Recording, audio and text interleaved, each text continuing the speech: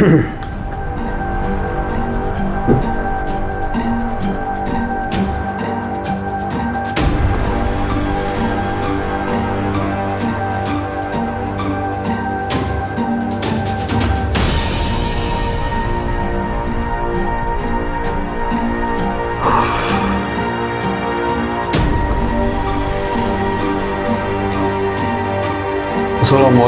warahmatullahi wabarakatuh.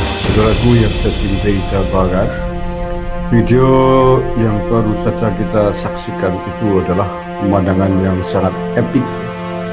Pemandangan di mana rudal-rudal balistik Iran yang ditembakkan ke pusat kota Israel terlihat atau direkam dalam sebuah penerbangan di atas ketinggian sekitar 3.000 di atas kota Dubai.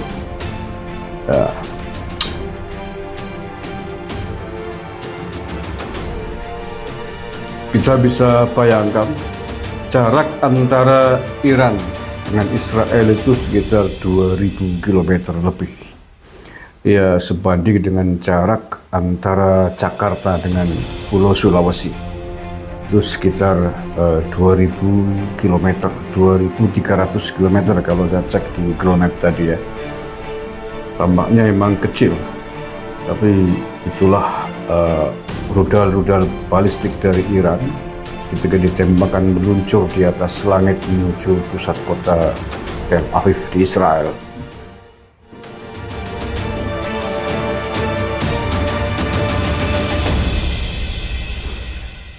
Nah, berikut ini akan saya sampaikan peta konflik bersenjata perang antara Israel dengan Iran ini. Seperti apakah akan mempengaruhi peta global negara-negara lain yang mungkin terlibat.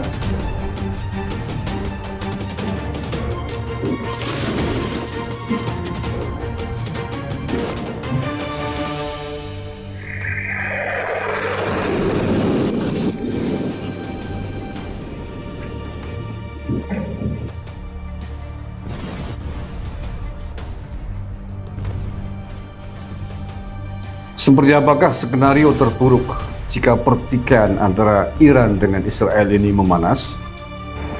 Saat ini pertikaian antara Israel dan Iran tampaknya masih terbatas pada kedua negara tersebut. Di Perserikatan Bangsa-Bangsa dan berbagai forum internasional lainnya, seruan untuk menahan diri terus dilontarkan. Namun, bagaimana jika seruan tersebut diabaikan? Bagaimana jika pertempuran justru memburuk dan meluas? Berikut adalah beberapa skenario terburuk yang mungkin terjadi. Amerika Serikat terseret dalam pertikaian Israel-Iran. Meskipun Amerika Serikat terus menyangkal, Iran jelas meyakini bahwa pasukan AS mendukung dan setidaknya secara diam-diam merestui serangan Israel. Iran dapat menyerang target AS di seluruh Timur Tengah seperti kamp pasukan khusus di Irak, pangkalan militer di Teluk, dan misi diplomatik di kawasan tersebut. Pasukan proksi Iran yaitu Hamas dan Hizbullah mungkin telah banyak berkurang kekuatannya, namun milisi pendukungnya di Irak tetap bersenjata dan masih utuh. Amerika Serikat telah mengantisipasi kemungkinan ini dan telah menarik sejumlah personilnya. Dalam pesan publiknya, AS telah memperingatkan Iran dengan tegas mengenai konsekuensi jika ada serangan terhadap target Amerika. Lalu, apa yang akan terjadi jika seorang warga negara AS terbunuh, misalnya di Tel Aviv atau di tempat lain? Presiden Amerika Serikat Donald Trump mungkin akan terpaksa bertindak. Perdana Menteri Israel Benjamin Netanyahu telah lama dituduh ingin menyeret AS untuk membantunya mengalahkan Iran. Para analis militer menyatakan bahwa hanya Amerika Serikat yang punya pesawat pengebom dan bom penghancur bunker yang mampu menembus fasilitas nuklir terdalam milik Iran, terutama di Fordo. Trump telah berjanji kepada konstituen pendukungnya, MAGA, bahwa ia tidak akan memulai perang abadi di Timur Tengah. Namun, di sisi lain, banyak Republikan mendukung pemerintah Israel. Mereka berpandangan bahwa sekarang adalah waktu yang tepat untuk mengganti rezim di Teheran. Namun, jika AS benar-benar ikut aktif terlibat dalam pertikaian, eskalasinya akan membesar dengan konsekuensi jangka panjang yang berpotensi menghancurkan. Jika Iran gagal menghancurkan target militer Israel yang terlindungi dengan baik, mereka masih bisa mengarahkan misilnya ke target yang lebih lunak di kawasan Teluk. Ini membuat konsekuensi negara-negara Teluk ikut terseret dalam konflik berbahaya ini. Terutama negara-negara yang selama bertahun-tahun diyakini Iran telah membantu dan bersekongkol dengan musuh-musuhnya. Ada banyak target energi dan infrastruktur yang rentan di kawasan tersebut. Harus diingat bahwa Iran pernah dituduh menyerang ladang minyak Arab Saudi pada 2019 yang lalu.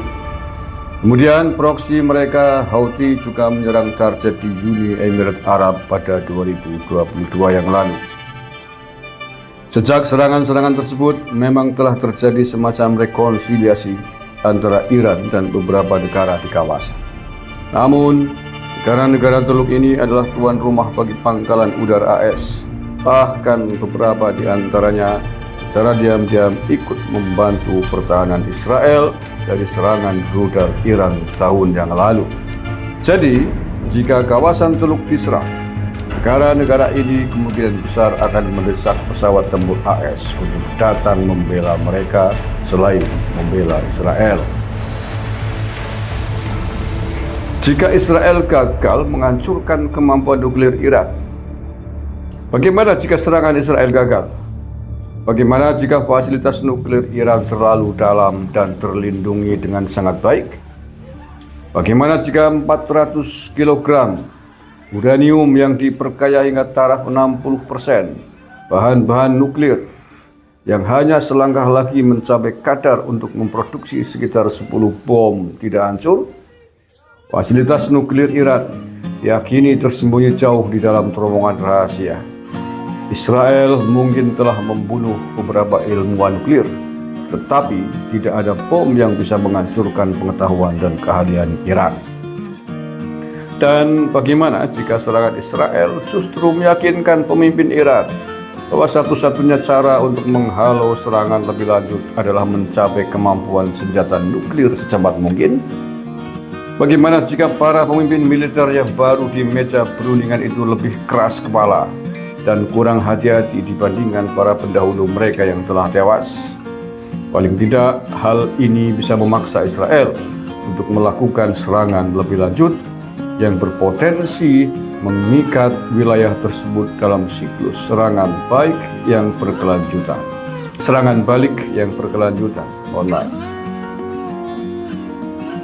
Orang Israel memiliki frasa yang brutal untuk strategi ini. Mereka menyebutnya memotong rumput. Maka potensi berikutnya, akibat berikutnya adalah goncangan ekonomi secara global. Harga minyak bumi saat ini sudah melonjak tajam. Bagaimana jika Iran mencoba menutup Selat Hormuz yang semakin membatasi pergerakan pengiriman minyak?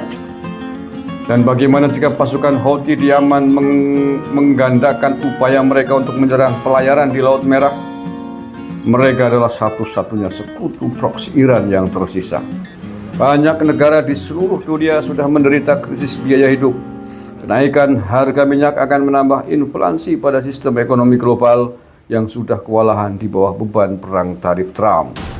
Dan jangan lupa, satu-satunya orang yang diuntungkan dari kenaikan harga minyak adalah Presiden Rusia Vladimir Putin yang tiba-tiba akan melihat uang miliaran dolar membanjiri kas Kremlin untuk membiayai perangnya melawan Ukraina. Kejatuhan rezim Iran bisa memicu kekosongan kekuasaan. Nah, sekarang bagaimana jika Israel berhasil mencapai tujuan jangka panjangnya untuk memaksa keruntuhan rezim revolusioner Islam di Iran? Netanyahu mengklaim tujuan utamanya adalah menghancurkan kemampuan nuklir Iran. Namun, ia memperjelas dalam pernyataannya kemarin bahwa tujuan yang lebih luas melibatkan perubahan rezim. Ia mengatakan kepada rakyat Iran yang bangga bahwa serangannya membuka jalan bagi Anda untuk mencapai kebebasan dari apa yang ia sebut rezim jahat dan opresif mereka.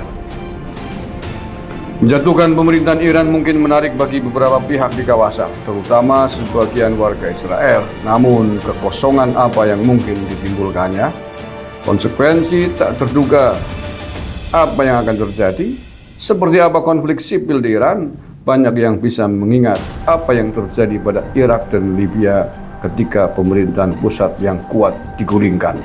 Jadi, banyak hal akan bergantung pada bagaimana konflik ini berkembang dalam beberapa hari ke depan.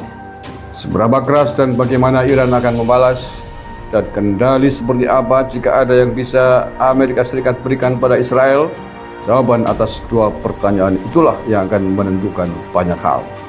Demikian analisis konflik terbaru antara Israel dan Iran sebagaimana dilansir oleh BBC Indonesia hari ini, hari Senin tanggal 16 Juni 2025. Terima kasih.